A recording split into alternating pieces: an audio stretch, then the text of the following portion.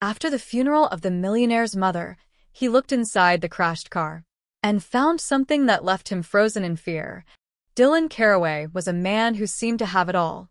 By the age of 37, he had amassed a fortune that made headlines, a sprawling tech empire, luxury homes in cities most only dream of visiting, and a net worth that sent financial magazines scrambling to feature his name on their covers.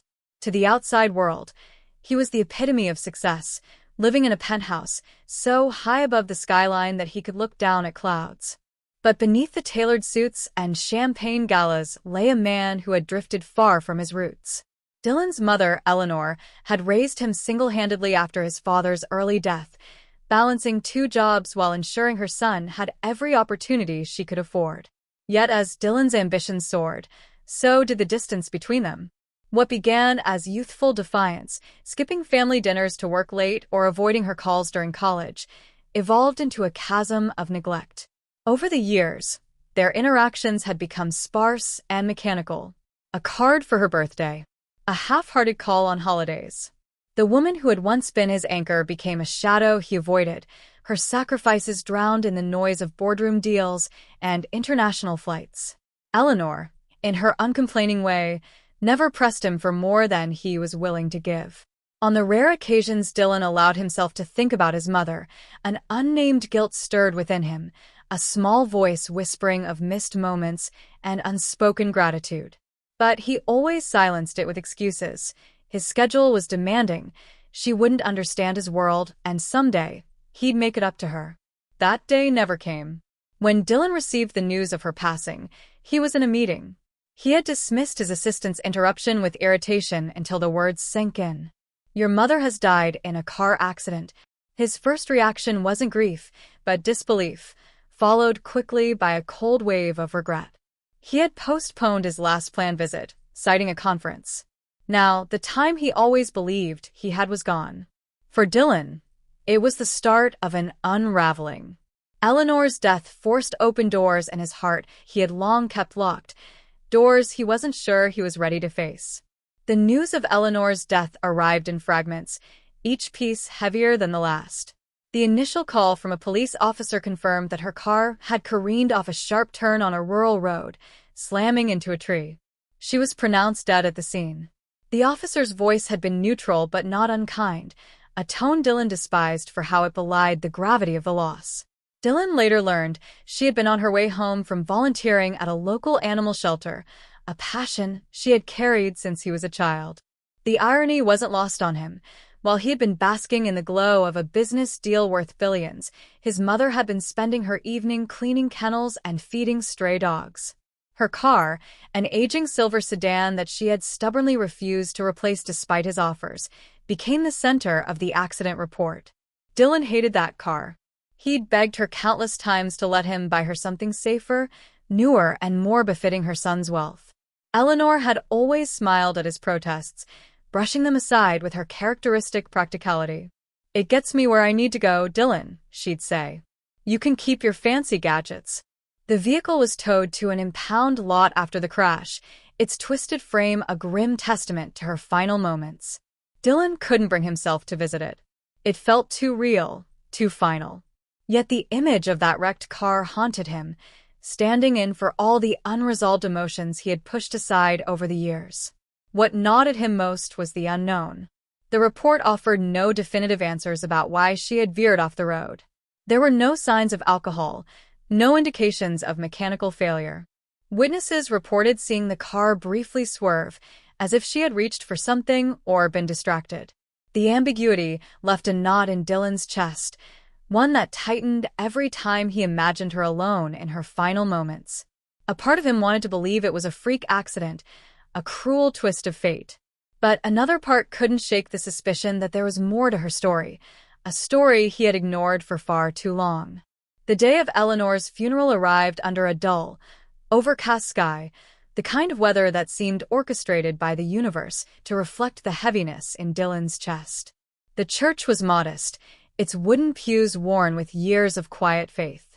It was a far cry from the grand, impersonal venues Dylan was accustomed to for his business events. This place had a soul, one that seemed to bear witness to his shortcomings as a son. Mourners gathered slowly, faces familiar but distant. Many were neighbors from the small community where Eleanor had spent her life. They exchanged hushed words about her kindness, how she always lent a hand without being asked, how she never let the struggles of her own life dim her light for others. Dylan stood apart, observing them like an outsider. He realized, with a pang of guilt, that he barely recognized most of them. These were people who had been constants in her life, while he had been a rare, fleeting visitor. As the service began, the priest spoke of Eleanor's humility, her unwavering dedication to others, and her fierce love for her son. Dylan flinched at the mention of that love, feeling undeserving of it. He had expected bitterness in her absence, some indication that she had harbored resentment for his neglect. But every word spoken about her was gentle, forgiving, and warm. It was as though she had carried only love for him to her final moments. The car sat like a ghost in his mind throughout the service. He couldn't stop thinking about it, as if its wreckage held answers he desperately needed. He pictured the twisted metal, the crumpled dashboard, the broken glass. What had she been thinking in her last moments? Was there something left unsaid, something unresolved that had weighed on her in those final seconds? After the funeral, as people filtered out of the church and into the gray afternoon, Dylan lingered at her graveside. He placed a single rose on her coffin, his hands trembling. "I'm sorry," he whispered, but it felt hollow. The apology was for a lifetime of mischances, but now it was too late for her to hear it. Or was it?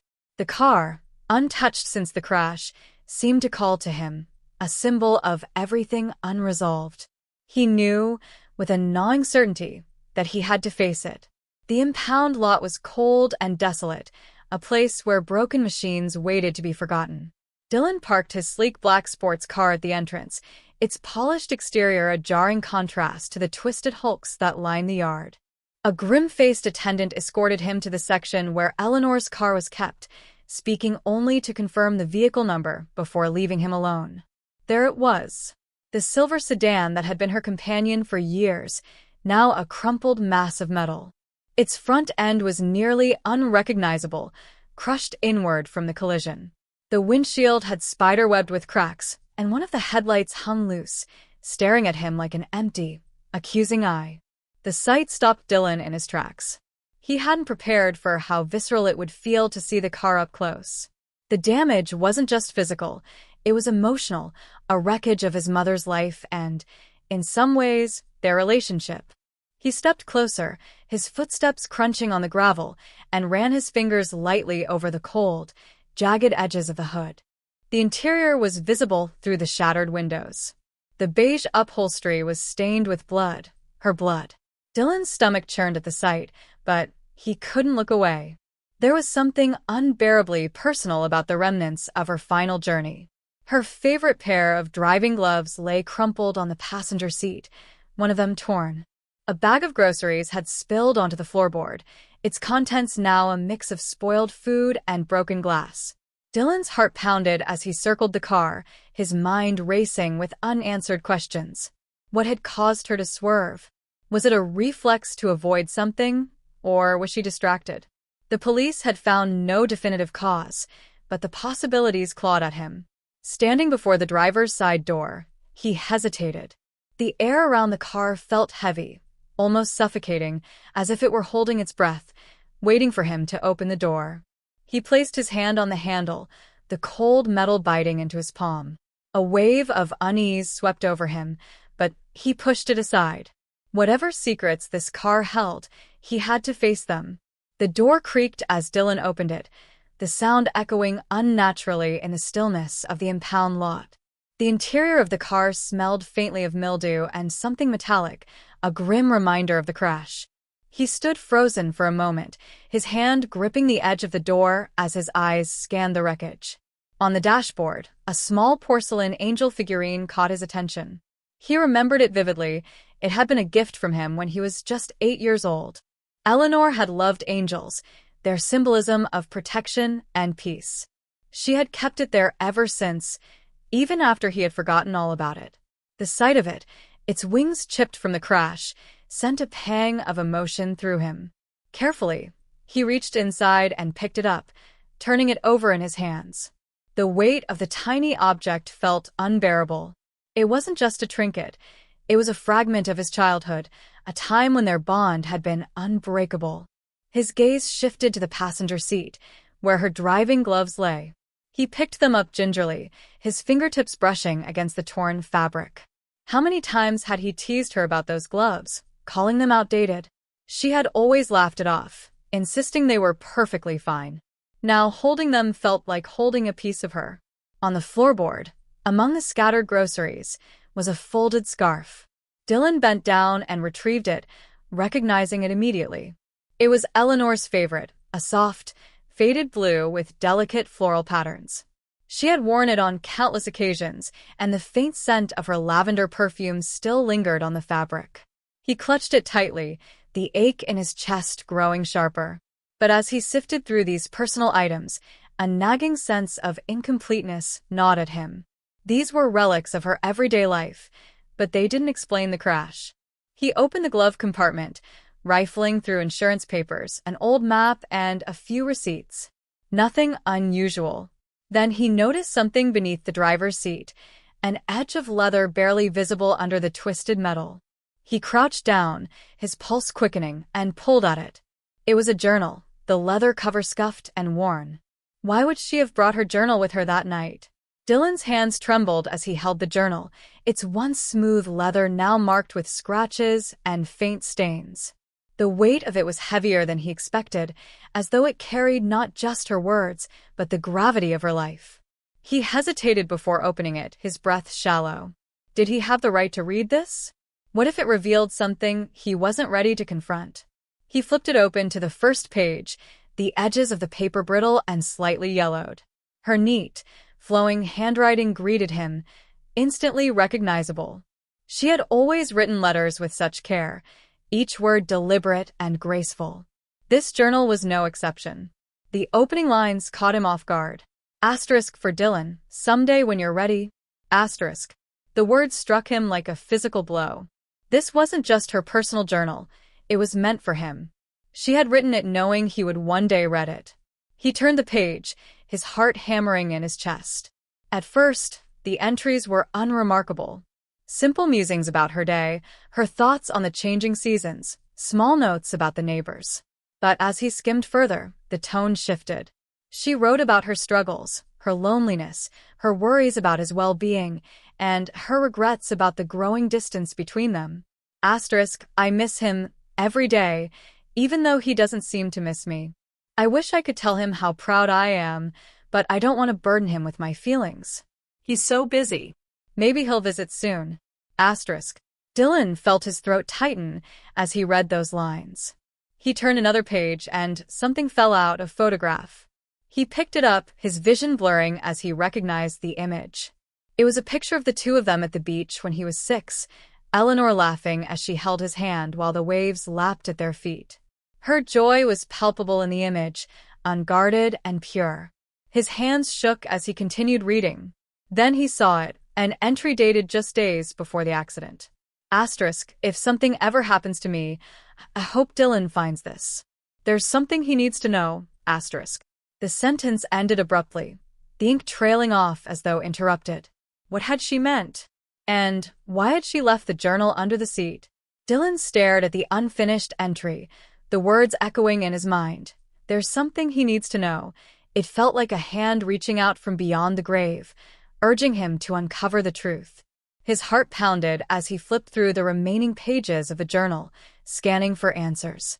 Toward the back, tucked into a pocket of the journal, he found a folded envelope. His name was scrawled across it in Eleanor's handwriting, the ink faintly smudged. He hesitated, the weight of the moment pressing down on him. Opening it felt like crossing a threshold, a point of no return. With trembling fingers, he unfolded the letter inside. The words blurred momentarily as tears welled in his eyes, but he blinked them away, focusing on her familiar script. Asterisk, my dearest Dylan. If you're reading this, it means I'm no longer here to say these things to you myself. I've wanted to tell you for so long, but the words never seemed to come out right. Maybe it was fear, or maybe it was pride. Either way, I'm sorry for waiting until now. Asterisk. He paused, his chest tightening as he continued. Asterisk, I want you to know how much I love you. Not just the kind of love a mother has for her child, but the kind that believes in you when you don't believe in yourself. I know I wasn't perfect. I made mistakes, and I know you've been hurt by some of them. But I've always been proud of you, Dylan. Prouder than I've ever let on. Asterisk. The words seemed to pierce him, exposing all the defenses he'd built over the years. But it was the next part that left him frozen. There's something else you need to know. The success you've built, the life you've worked so hard for, it was made possible because of a choice I made. Years ago, I sold something that meant the world to me so I could pay for your first big opportunity. It was a painting your father gave me, one of the last things I had of him. I've never regretted it, because it was for you. But I want you to know this so you understand how much you've always been worth to me. Dylan's breath caught. A painting? His mind raced, recalling a vague memory of a vibrant canvas that once hung in their modest living room. She had sold it for him. Dylan leaned against the car, the letter trembling in his hands. The words on the page swam before his eyes, each one unraveling another thread of the carefully constructed image he had of himself and his life. The painting. He hadn't thought about it in years, but now, its absence in their home seemed glaringly obvious. It had been one of her most cherished possessions, a gift from his father before his untimely death. She had spoken about it often when he was younger, her voice soft with nostalgia as she described its vibrant hues and the love it symbolized. And she had given it up for him. Memories surged forward, unbidden and relentless. He saw her standing in the doorway, waving goodbye with a smile as he left for college, her hand lingering in the air even after he was gone. He remembered her pride when he got his first job, the way she had quietly slipped him a check to cover his rent when he struggled to make ends meet. And then there were the moments he had ignored, the loneliness in her eyes when he canceled visits, the faint sigh in her voice when she told him, "I know you're busy." Dylan sank onto the gravel beside the car, clutching the letter to his chest. The realization of her sacrifice hit him like a tidal wave. She had carried so much for him, silently, without ever asking for recognition or repayment. And he had been blind to it, consumed by his ambitions, too preoccupied to see the love that had been poured into his every step. He thought of her last days, of the unfinished entry in the journal. Had she tried to tell him? Was she hoping he would reach out, ask the questions he had always avoided? Guilt twisted in his stomach, sharp and unrelenting. She had left breadcrumbs of her love and sacrifices, but he had been too wrapped up in his world to notice. The photograph he had found earlier slipped from his lap, landing in the dirt. He picked it up, brushing it off gently, and stared at the image of their younger selves. Her joy, so radiant, now seemed like a bittersweet reminder of all he had lost and all he had failed to cherish. Dylan pressed the letter and photograph against his chest, his breaths coming in shallow, ragged bursts. He felt a dam breaking inside him, years of suppressed guilt, regret, and grief pouring out all at once. The cold November air bit at his skin, but he barely noticed. His world had narrowed to the shattered remnants of the car, the words of his mother's letter, and the unbearable weight of his loss. Tears spilled freely down his face, carving paths through the dust and grime smeared on his cheeks. He had cried so rarely in his life that the sensation felt foreign, almost out of control. For so long, he had convinced himself that success and power would fill the void of his father's absence and the sacrifices of his mother. Now, sitting here, he saw the hollowness of that belief. "I'm sorry," he whispered, his voice cracking under the strain of emotion. He gripped the edges of the journal tightly, as if holding onto it would somehow bring her back. "I'm so sorry, Mom. I should have been there. I should have said thank you, should have said, I love you." The words echoed around him, unanswered and raw. The impound lot felt oppressive, the rows of mangled cars bearing silent witness to his breakdown. He buried his face in his hands, the sobs racking his body in waves. Every moment he had neglected her, every call he had cut short, every visit he had postponed, they all came rushing back, a litany of missed chances that would now haunt him forever. But even in the depths of his despair, something shifted. As the tears subsided, the letter's final words resurfaced in his mind. Asterisk, I've never regretted it, because it was for you. Asterisk. She had never held his absence against him. She had given without expecting anything in return, her love unconditional and unwavering. And in that realization, a seed of determination took root. He couldn't undo the past, but he could honor her in the present. He could live in a way that reflected her sacrifices, her love, her belief in him. Dylan wiped his face with a trembling hand and stood, the journal clutched tightly against his chest. He glanced back at the car one last time, its wreckage now a reminder not of loss, but of the unbreakable bond between him and his mother. The drive to Eleanor's grave was quiet, the kind of silence that felt alive with meaning. Dylan had folded her letter carefully, tucking it into his jacket pocket, like a sacred relic. Her journal rested on the seat beside him, its presence a weighty reminder of the truths he had uncovered. He replayed her words in his mind, searching for clarity amid the swirling chaos of his emotions. The cemetery was small and understated, nestled on a gentle hill overlooking the town where she had spent most of her life. A cool breeze rustled the bare branches of the trees as Dylan approached her grave, the freshly turned earth still dark against the surrounding grass. Her headstone was simple, engraved with her name, dates, and the words, Asterisk, beloved mother, forever in our hearts. Asterisk. He knelt before the grave, his fingers brushing the cold stone. The reality of her absence settled over him like a heavy cloak, but it was accompanied by a strange sense of peace. She had loved him, unconditionally, relentlessly, and without regret. For the first time, he felt the depth of that love, and it humbled him. I found your journal, he said aloud, his voice barely more than a whisper. I read your letter. He paused, swallowing against the lump in his throat. You gave up so much for me, and I didn't even notice. I'm so sorry, Mom. I should have been better. I should have been there for you. The wind picked up slightly, carrying the faint scent of autumn leaves. Dylan closed his eyes, letting the breeze wash over him. He thought about her laughter, her patience, the countless little ways she had supported him that he had taken for granted. The memories were a balm and a torment, bittersweet in their clarity. He opened the journal, turning to a blank page near the back. Pulling a pen from his pocket, he began to write. It was the first time in years that he had written anything not tied to business, a letter of his own addressed to her. He poured his heart onto the page, his words a mix of apology, gratitude, and love. When he finished, he placed the journal gently at the base of her grave. I'll do better, he promised, his voice steady despite the tears in his eyes. I'll make you proud.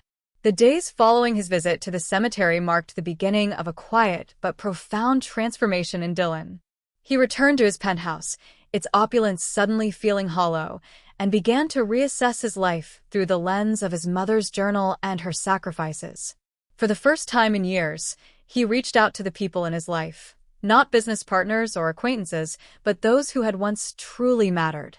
One of his first calls was to his Aunt Margaret, his mother's sister. They had drifted apart years ago, partly because Dylan had prioritized his career over family gatherings. Margaret was hesitant at first, her voice cautious as she answered his call, but the mention of Eleanor softened her tone. I didn't realize how much I missed her, Dylan confessed. And how much I've missed you, too. Margaret invited him over for coffee the following weekend, a meeting that stretched into hours of shared memories about Eleanor. Dylan learned stories about his mother's younger years, her resilience, her humor, her dreams. Margaret revealed that Eleanor had once hoped to open a bookstore but had set that dream aside after Dylan's father passed away. It was one more sacrifice in a long list, and it only deepened his resolve to honor her. From there, Dylan began seeking ways to give back, just as his mother had. He quietly funded the struggling animal shelter where Eleanor had volunteered, ensuring it could continue its work in her memory. He reconnected with old friends he had neglected, apologizing for his distance and rebuilding bonds he had let fray. But his most significant act of redemption came when he tracked down the painting Eleanor had sold. With the help of an art dealer, he traced its ownership to a private collector halfway across the country. The negotiations were neither quick nor easy, but Dylan was determined. When he finally acquired the painting, he felt an overwhelming sense of closure. He donated it to the town's library, a place his mother had adored. There, it would hang in a small gallery dedicated to her memory, a quiet tribute to the woman whose love had been his foundation, even when he hadn't seen it. The library's gallery unveiling was a small affair, but it carried immense significance for Dylan. He stood in the modest room, surrounded by neighbors, friends of Eleanor, and even a few people he hadn't seen in years. The painting, a striking depiction of a serene lake bathed in the warm light of dawn, now hung prominently on the wall, its vibrant hues restored and gleaming under soft lights. Beneath it, a plaque read, Asterisk, in loving memory of Eleanor Caraway, a mother's love, a quiet strength, an enduring legacy. Asterisk. Dylan stepped forward to address the gathering, his heart pounding. Public speaking had never fazed him in the past. He'd commanded rooms of executives and investors with ease. But this was different. These people had known his mother in ways he hadn't, and he felt both humbled and exposed. Thank you all for coming, he began, his voice steady but laced with emotion. This painting meant a great deal to my mother. She gave it up so I could pursue my dreams, a sacrifice I only recently came to understand. She never asked for recognition, never demanded anything in return. She simply loved, unconditionally. He paused, scanning the room. He saw his Aunt Margaret smiling encouragingly, her eyes glistening with tears. The librarian, who had worked with Eleanor on various community projects, nodded solemnly. For a long time, I was blind to what she gave me, Dylan continued. But now, I see it clearly. This painting doesn't just represent her sacrifices, it represents the love and hope she poured into every choice she made. I hope it inspires others the way she inspired me. As he stepped back, the room erupted in applause, not loud or boisterous, but heartfelt and warm. Dylan felt a swell of something he hadn't experienced in years, connection. He realized that honoring his mother wasn't just about grand gestures, but about embracing the values she had embodied. Later that evening, he walked through the town she had loved so much. Passing the park where she used to take him as a child, he paused on a bench and gazed at the stars. For the first time, the guilt and regret that had weighed on him felt lighter, replaced by a quiet resolve to live a life worthy of her memory. Dylan's life after the library dedication looked profoundly different. The changes weren't loud or ostentatious. There were no dramatic public announcements or sweeping gestures of philanthropy. Instead, they were personal, deliberate, and deeply rooted in the lessons his mother had left him. He downsized from his sprawling penthouse to a smaller, more modest home overlooking a park. It was a deliberate choice, one that reminded him of the house he had grown up in. The view of the trees and the sound of children playing in the distance brought a sense of calm he hadn't realized he needed. His mornings began with walks through the park, where he often paused to watch the sunrise, thinking of his mother and the painting that now graced the library. At work, Dylan shifted his priorities. His focus was no longer solely on expansion and profits. He introduced initiatives within his company to support employee well-being, funds for family emergencies, mentorship programs, and flexible work schedules that allowed parents to spend more time with their children. Success isn't just about numbers, he told his board. It's about people. He also found himself drawn to the causes Eleanor had cared about. The animal shelter she had supported became a regular part of his life. Every Saturday, he volunteered there, feeding the animals, cleaning kennels, and speaking with staff and visitors. The work was humbling, grounding him in a way his corporate world never had. He felt closer to Eleanor in those moments, as though he were carrying forward a piece of her legacy. But the most profound change was in how he approached relationships. Dylan began reaching out, not just to family and old friends, but to the people in his everyday life. He made an effort to connect with his employees, learning their stories and sharing his own. The once distant CEO became approachable, even empathetic. One evening, as he stood in his kitchen cooking a simple dinner, Dylan paused. The room was filled with the smell of rosemary and garlic, reminiscent of the meals Eleanor used to make. He smiled, a genuine, quiet smile. The grief and regret still lingered, but they were no longer his defining emotions. In their place was a sense of purpose, a life shaped by her love. As months turned into years, Dylan's commitment to honoring his mother's memory evolved into a tangible legacy. The painting he had recovered, hanging prominently in the library, became more than just a piece of art. It became a symbol of Eleanor's story, one that inspired countless visitors to reflect on the sacrifices made by their own loved ones. Dylan began funding a scholarship program in her name, aimed at helping single parents further their education or provide opportunities for their children. The Eleanor Caraway Foundation quickly gained attention, not for its size but for its impact. Letters poured in from recipients, each one sharing how the assistance had changed their lives. Dylan read every single one, often moved to tears by the stories of perseverance and love that mirrored his mother's. He also initiated a storytelling project at the library. Community members were invited to share memories of loved ones who had shaped their lives, much like Eleanor had shaped his. The stories were compiled into a collection called Echoes of Love, which was published locally. Dylan's own entry, an honest and heartfelt account of his journey from neglectful son to someone striving to honor his mother's values, became the centerpiece of the collection. Beyond these grander efforts, Dylan found ways to weave Eleanor's legacy into the small, quiet corners of his life. He visited her grave regularly, always bringing fresh flowers. He spent holidays with his Aunt Margaret, often reminiscing about Eleanor over steaming cups of tea. At the animal shelter, a plaque was mounted above the entrance that read, **, in memory of Eleanor Caraway, because love deserves action. **. One evening, while attending a gathering at the library, Dylan overheard a young woman explaining the painting's story to her child. She spoke with admiration, recounting how Eleanor had sacrificed it for her son and how that love had sparked so much good in the community. The child gazed up at the painting with wide eyes, as though seeing it for the first time.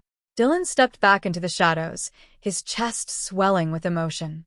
His mother's sacrifices had created ripples far beyond her life, and he was finally at peace with the role he could play in carrying those ripples forward.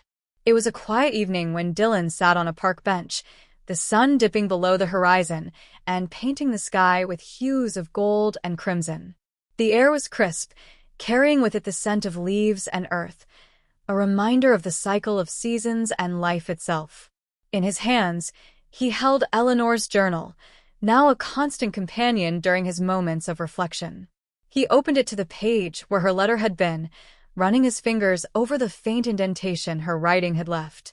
Her words no longer filled him with guilt, but with a sense of purpose. She had given him a foundation of love and sacrifice, and he had finally learned to build upon it.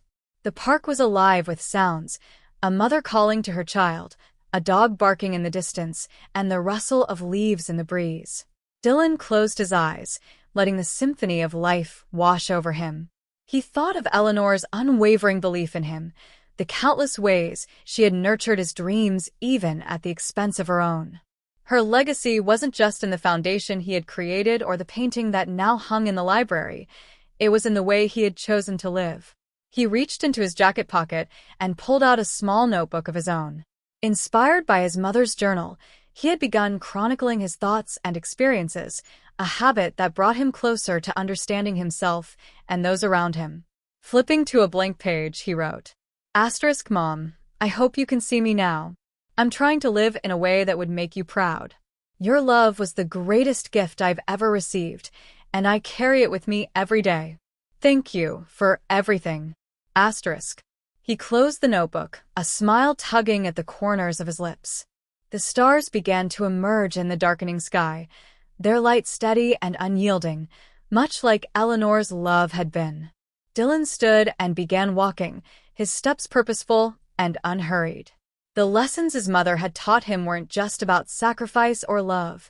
They were about being present, cherishing what truly mattered, and leaving the world a little better than he had found it.